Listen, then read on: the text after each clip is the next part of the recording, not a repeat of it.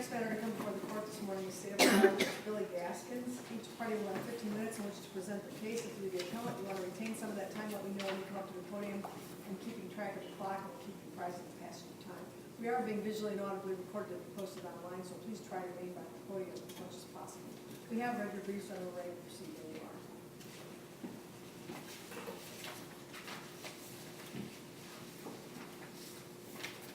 May it please the court. My name is Brian Smith. I'm here on behalf of the appellant, Billy Gaskins. At this time, I would like to reserve 5 minutes for rebuttal. Your Honors, in this particular case, the state never put on evidence to satisfy all of the elements of the offense. The state never put on evidence that Gaskins was, quote, a person required to notify a sheriff of a change of address. This is an essential element of the offense, obviously. The state introduced a certified copy of his original conviction entry. However, the entry dates back to 2006. At that time, he was sentenced under Megan's Law, not the Adam Walsh Act, which is currently in place. Because of that, under Megan's Law, a person who is convicted of an offense has to have a separate classification hearing to determine their registration requirements. So the state never presented a separate entry to show Billy Gaskins was classified in this way, was required to register. So at that point, they have no entry of his classification requirements, and they also had no entry showing that he had this classification hearing, and also nothing showing that he was notified of those classification requirements.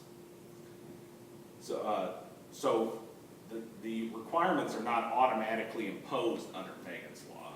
There's a separate classification hearing that has to happen. So without presenting either the evidence of the classification itself or evidence of those notification requirements, there's no proof that Billy Gaskins even knew, the defendant even knows what those requirements are. He makes a couple of statements during the trial. He talked a little bit about a 72-hour window, that he had to be back within 72 hours. And then at one point he mentioned something about stipulations for his parole. The problem is, though, that those don't prove that he knows exactly what the requirements are. I mean, obviously these are pretty lengthy requirements.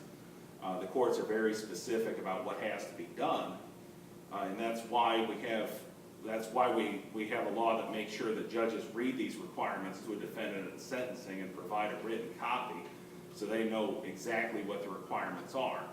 We can't ask somebody to abide by requirements without knowing what they are and then get charged with a felony if they fail to register. Attorney Smith, are you suggesting that he'd already been convicted once for failing to register and gone to prison for that? You're telling me that he doesn't,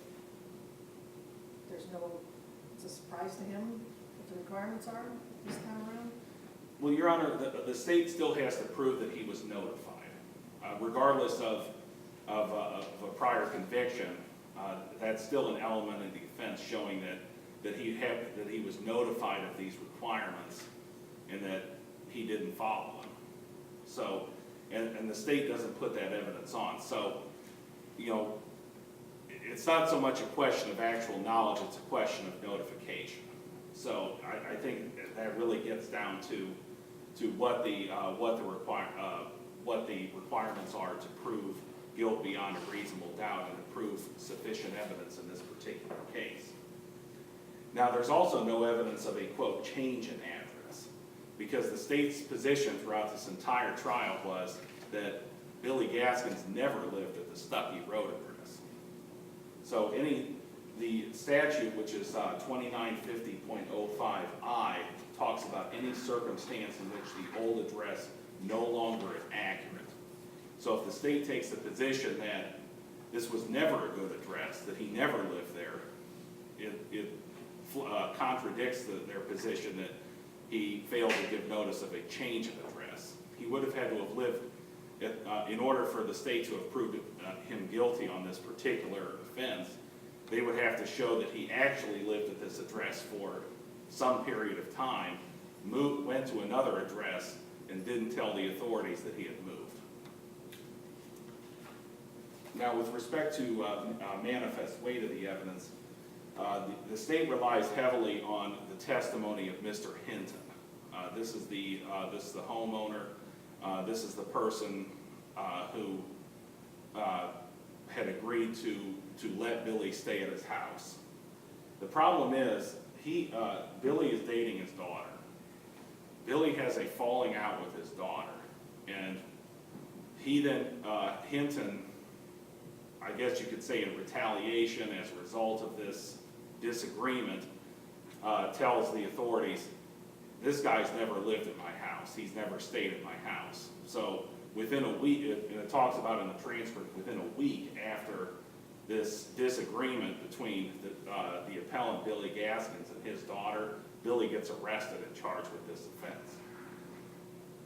So we have a problem of bias in the testimony, and also a problem where Deputy Bland testifies that he visits this residence at least 3 times to check and make sure that this is the correct address for Billy Gaskins. The problem is, though, that those visits aren't in the dispatch log for the Medina County Sheriff's Office. And not only that, Deputy Bland shows up during a time that Billy's going to be at work. Gaskins testifies, I work from 7 a.m. to 4 p.m., and Deputy Bland's shift is from 6 a.m. to 2 p.m. So there's pretty much a total overlap in between these 2 shifts, which indicates that when he's showing up, Billy's not there. Now, the evidence also indicates, there's also plenty of evidence in the record to show that Billy Gaskins was in fact staying at this Stuckey Road address. He slept there. There was testimony that he got in late at night, usually after when Mr. Hinton went to bed, but he slept there. He got mail there. He paid rent to Mr. Hinton. He did chores, physical labor, and not only that, he keeps his belongings there. He keeps a toothbrush, he keeps clothing, he keeps his car parked in the driveway. So all of these point to the fact that he's staying at this address, which is contradictory to the state's position, which is that he never stayed at the Stuckey Road address. So these are the key points. First of all, there's insufficient evidence because there's no evidence of the classification or that Gaskins was notified of the requirements to register. And then second of all, there was no evidence of a change of address. Third of all, the conviction is not supported by manifest weight of the evidence based on the evidence that he was in fact staying at that address. And I'd be happy to take any questions from the court. We would ask that this court reverse and remand. Thank you.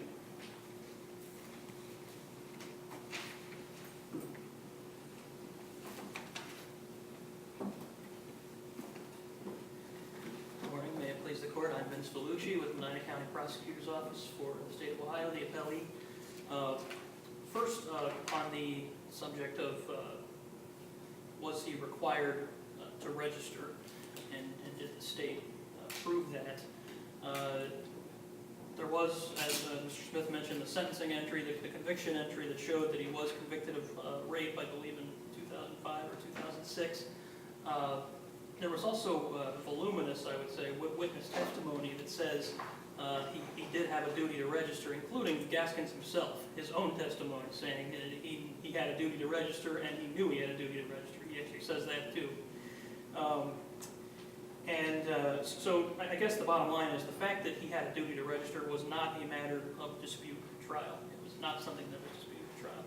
3 sheriff's deputies testified that Gaskins had to register as a sex offender, and they would know it's their job to keep track of registered sex offenders. His parole officer also testified he had a duty to register, another pretty good source who would know. Like I said, Gaskins himself admits he had to register, and he knew he had to register. Also, I would just say the trial court can take judicial notice of 295001, which defines a Tier 3 sex offender to include anybody convicted of rape. And then you can look at 295007 and you see that the Tier 3 means you have to register for life.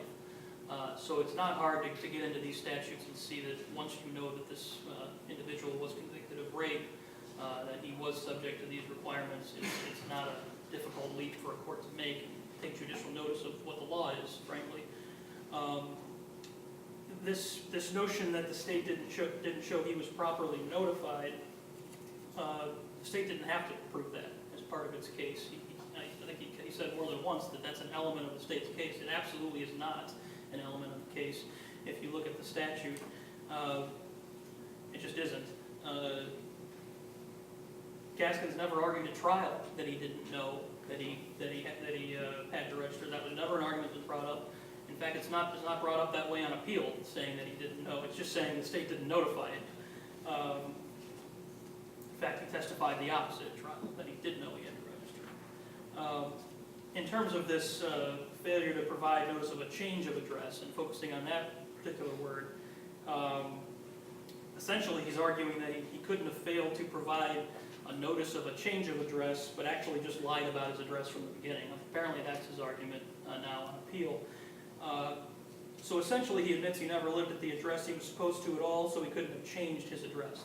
That's the argument. No case has ever adopted this logic. It's not the law. And it's not the law because it's a hyper-technical reading of the statute that would completely violate the spirit and the purpose of the law. And I would also mention, in terms of focusing on this, was saying this was the state's argument the whole time, is that he never lived there. He's focusing on one sentence from the argument of the prosecutor in response to a Rule 29 motion, where the prosecutor says something along these lines. But we all know that the arguments of counsel are not evidence in a case, and the trial court certainly wasn't required to accept anything the prosecutor said as evidence.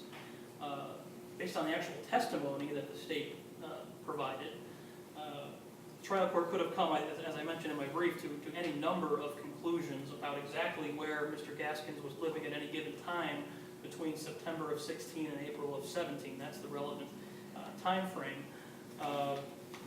And it still could have found the evidence sufficient under a number of different scenarios that it could have gleaned from all that testimony. In fact, if you look at Mr. Hinton's actual testimony, and he is the most important witness in this case, make no mistake, he's the man who Mr. Gaskins was supposed to be living with, so it's obviously a very important witness. He actually testified that Gaskins did move into his house initially in September of 2016. Now, he also testifies he never woke up and saw him there, so he testifies he never saw him sleep over at the house, so maybe he just moved his stuff in and he was out of there right after that and just never even slept there. I think that's what the testimony shows the most likely scenario to be.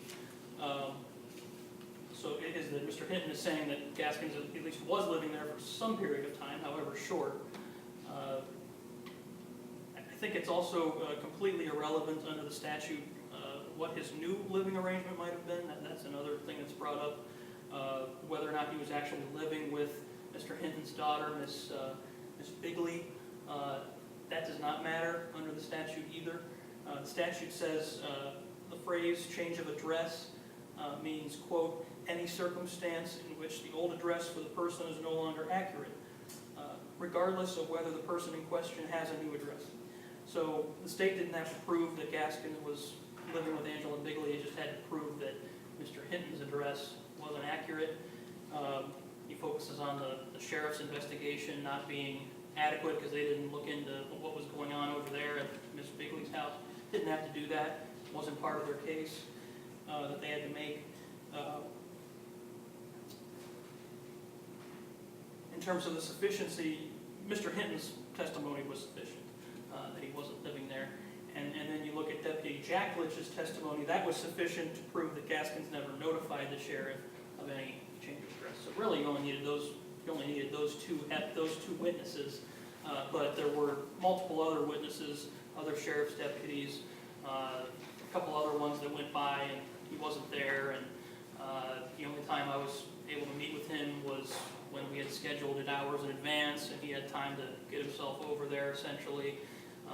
There was lots of other stuff like that that was presented, but I think the main thing is Mr. Hinton was saying he never lived at my house. Now, in terms of his credibility, I know that's the main part of the manifest weight argument. Certainly for months he had been saying the opposite, that Mr. Gaskins was living there. He was telling the sheriffs, he was telling the parole officer. But I think it is consistent. He was certainly consistent at trial in what he was saying. I think what Gaskins is trying to say is that, well, why did you say one thing for all these months and then decide all of a sudden to turn me in, essentially, to the sheriffs? And I think the answer to that is simple. If you look at the transcript, there was a falling out between Gaskins and Mr. Hinton's daughter. He had been becoming violent with her and stalking her and so forth. And that's when he decided to stop covering for Gaskins and stop lying for him, essentially. And that's when he told the deputies the truth. And that's when Mr. Gaskins was arrested. I don't think it's hard to get that from reading the transcript. And I think that's very plausible. And I think the jury had the right to credit Mr. Hinton over Mr. Gaskins. Again, who is somebody, I think Judge Schaefer pointed out, had done this before and had been to prison for not registering his proper address before. To say that, to credit him saying he wasn't living there over him saying I was living there. And this idea that he paid rent, I think, twice in 7 months, I think that actually shows the opposite, that he may have been living there for a short time, but certainly not the whole time. And maybe it even shows that he gave him just enough money to stay quiet for as long as he did, and then he decided to tell the truth. So I don't think that helps Gaskins at all. The doing yard work around the house, that testimony from Gaskins was not corroborated by Mr. Hinton. He never testified that Gaskins did any work around his house, yard work or anything. But again, that would be, I think, very minimal in terms of its weight. That evidence, that does not necessarily mean that he was living there at all. In terms of the weight again, Mr. Gaskins did testify in his own defense, and he didn't do himself any favors with his testimony. He actually admitted that despite being registered at Mr. Hinton's address, when he wasn't working, he would be at Angela's all the time. That's the quote that he said. And he would spend the night over there. He admitted that. He admitted that he really actually wanted to live with Angela, not her father. He admitted that too. Now Angela herself, she testified for the defense as well, and in terms of credibility, I think hers is questionable at best as well. When you look at her being motivated potentially to keep covering for Mr. Gaskins, who was sort of her on-again, off-again boyfriend. I know they had a falling out, but it seems like that may have potentially been resolved by trial. I don't know. Just because they had a falling out doesn't mean she wanted her ex-boyfriend to go to prison for 4 years, I think is what it was here. So her testimony was inconsistent in terms of the photographs. That was her big evidence, is that she had taken these photographs of the inside of her father's house showing Gaskins' things being there, purporting to show that he was living there. She was very inconsistent on how that came about. But the one thing that was clear was that she didn't take those photographs until after he was arrested. So I think that's an interesting fact. She also couldn't explain why her father would testify that he had never seen this particular black toothbrush that showed up in the bathroom, but it showed up in this photograph. So I think that's pretty strong evidence that the photographs were staged by her after the arrest to make it look like he was living there. The story was actually that Gaskins was living in a camper, I believe, that was on Mr. Hinton's property, but they provided no photograph of the inside of that camper, which is also interesting. And she gives no real explanation for why there's no photograph of that. So the court ultimately chose to credit the state's 5 consistent, credible witnesses over Gaskins' 2 witnesses, including himself, that had, I believe, credibility issues and even harmed his case at times. Were there any questions for me?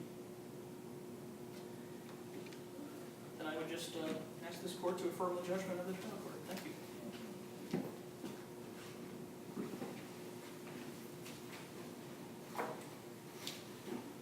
You have 5 minutes, sir. Gaskins never testified that he had a duty to register. He made a couple of statements during his testimony about having to be back at the house within 72 hours. He made some reference to stipulations for his parole. First of all, the conditions of his parole or post-release control are going to be separate from a sex offender registration anyway. Second of all, the state trying to prove he knew about all of the requirements and all of the minutia of his duty to register based on a passing comment about having to be back within 72 hours is kind of pushing it, to say the least. The state can say that he had a duty to register, and they can call these deputies to testify to that. It still doesn't prove that they either classified him that way, that he had the classification hearing. It also doesn't prove that they notified him of what those requirements were. So those are the 2 real questions. Was he classified, and was that in the sentencing entry, in conviction and sentencing entry, which it was not? And 2, was he notified of these requirements? He has to be notified of the requirement to register as a precondition to be convicted of failing to give notice of a change of address. Counsel, were either of those 2 issues challenged at the trial court level? Yes, Your Honor. Those were raised by his trial counsel. And there was a closing argument where he did give the same, kind of made some of the same points about the Megan's Law versus the Adam Walsh Act. So a lot of these issues were raised with the trial court as far as the elements of failing to give notice of a change of address. And furthermore, Gaskins was not the one arguing that he didn't live there. It was the state that was arguing that he didn't live there. So, now the state's trying to come back and say, well, he may have lived there for some period of time, and then that triggers the statute. Well, that's contrary to what the state argued throughout this entire trial, which is he never lived there for any period of time. And in fact, they relied on Ricky Hinton's testimony because he told the sheriff's office that he never saw Gaskins there. And that was the state's argument. That's what they were trying to prove, that somehow he was deceiving the sheriff's office in trying to convince them that he's living at this address when he's not. But that's not the crime he's charged with. He's charged with failing to give notice of change of address. So the state has to, the very thing that the state has to prove, which is that he lived there for some period of time, is the very thing that they're trying to argue didn't in fact take place. Do they have to prove that he lived there for some period of time? The statute said old address no longer good. They do, Your Honor, because they're trying to charge him with failing to give a notice of change of address. So in this particular case, to have a change of address presupposes an old address. So the state has to prove that he went from one place, from one residence to another residence without providing a change of address. It's a change presupposes from old to new, and I guess that kind of gets back to the point of the state's trying to say he never lived there, and that undercuts their position that he didn't give a notice of change of address. So how could he give a change of address from someplace he never lived? He had to have provided that address in the first place, so wouldn't the simple fact that he's not there be a change? Your Honor, the state never proved that he moved from that address, though.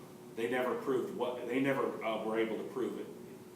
If the state's position was that he moved from Stuckey Road to a different address, then you know, that's a different argument, because the state never made the argument that he was at a different address. So Gaskins still lives at that address? You were talking about up until when he was arrested? Mhm. Well, that was the address that he provided to the court, and the evidence shows that he was staying there. So, just hypothetically, say he decided he wasn't going anywhere anymore and just moved to nowhere, he was homeless. Is that a failure to provide a change of address if you're no longer living where you said you were going to be living? It would probably depend on the circumstances, Your Honor, as to where you were staying and what community. I mean, that might also trigger some requirements as far as notifying the county sheriff if you're going to be in that county. However, that's not what took place here, because the state never put on any evidence saying he actually was living at Angela Bigley's house, not at the Stuckey Road address.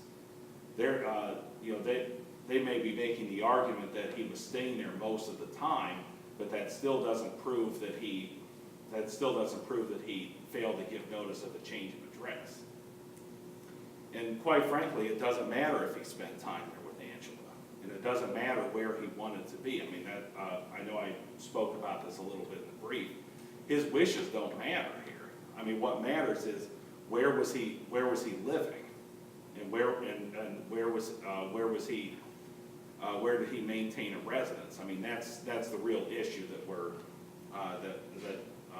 here that the courts has to decide here. So, and I just want to point out briefly, there was no jury here. Also, it was a bench trial. So, for purposes of the standard review, I just want to point that out.